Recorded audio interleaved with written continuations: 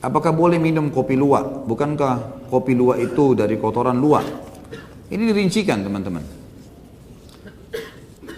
Luwak itu kopi kan ya? Ya. Apa namanya? Luwak itu hewan semacam serigala ya? Musang ya? Musang.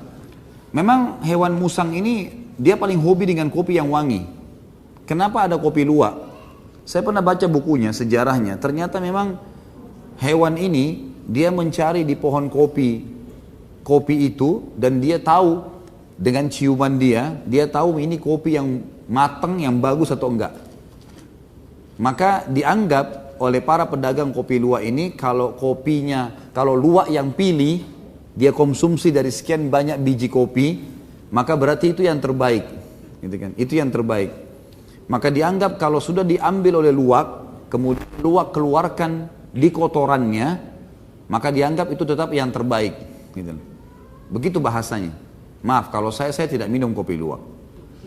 Kalau saya pribadi, bukan masalah mahal, sudah lewat perut dan kotorannya hewan, gitu. Ya. Tetapi ulama merincikan tentang masalah hal seperti ini. Sama di Indonesia juga ada durian gajah. Tahu nggak? Tahu. Nah, itu gajah, prosesnya gajahnya mengambil dari pohon durian, dililit dengan hidungnya, jadi dia ngambil rumput dulu, kemudian dililit di durian itu supaya tidak menusuk dia, terus ditarik. Kemudian oleh gajah ini ditelan mentah-mentah, duriannya itu mentah-mentah. Nanti keluar juga, maaf, dari duburnya begitu utuh. Namanya durian gajah. Jadi antum jangan sembarangan beli durian dulu. Nah itu namanya durian gajah. Kenapa jadi mahal harganya?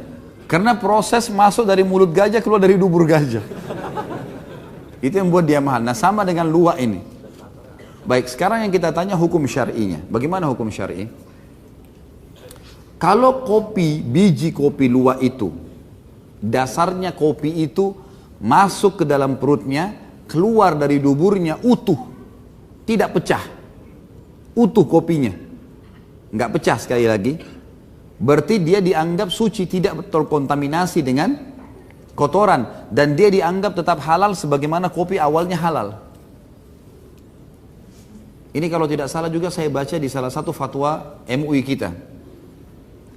Kalau dia keluar utuh maka dia dianggap suci. Yang itu. Kalau dia pecah teman-teman sekalian, sempat pecah, maka dikhawatirkan karena musang ini kan bertaring. Dia tidak boleh dikonsumsi dagingnya. Dan masuk ke dalam perutnya berarti terkontaminasi dengan kotoran. Semua yang dilarang makan dagingnya, yang berhubungan dengannya jadi haram. Transaksinya kah, kulitnya kah, kan gitu. Lemaknya kah, kukunya kah, pokoknya semua jadi haram gitu kan. Karena haram dikonsumsi dagingnya. Sebaliknya semua yang halal dagingnya halal dikonsumsi, kulitnya lah, apalah segala macam. Nah ini hal-hal mendasar harus diketahui. Nah kalau dia pecah berarti dia terkontaminasi dengan hal yang haram di bagian tubuh hewan itu. Dan ini sebenarnya butuh rincian betul-betul ya, artinya betul-betul harus dipastikan memang kopi itu betul-benar nggak, dia tidak pecah. Dan sekarang ini sebenarnya lebih mudah untuk memastikan, karena saya dapat informasi teman-teman pedagang kopi luwak ini memang sudah memelihara musang secara khusus, gitu kan? Kemudian mereka punya kebun kopi dan musang itu dilepaskan di situ. Jadi memang di dalam peternakan mereka. Jadi lebih mudah sebenarnya kalau betul-betul mau disampaikan hukum syariah, masalah pecah atau tidak pecah kopi itu. Tapi ini saran saya, jangan dipelintir apa-apa.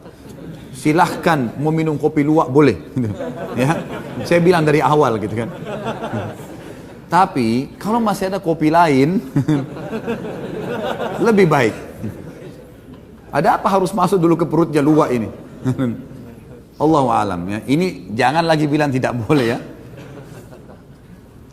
Ini suka pelintir-pelintir macam-macam.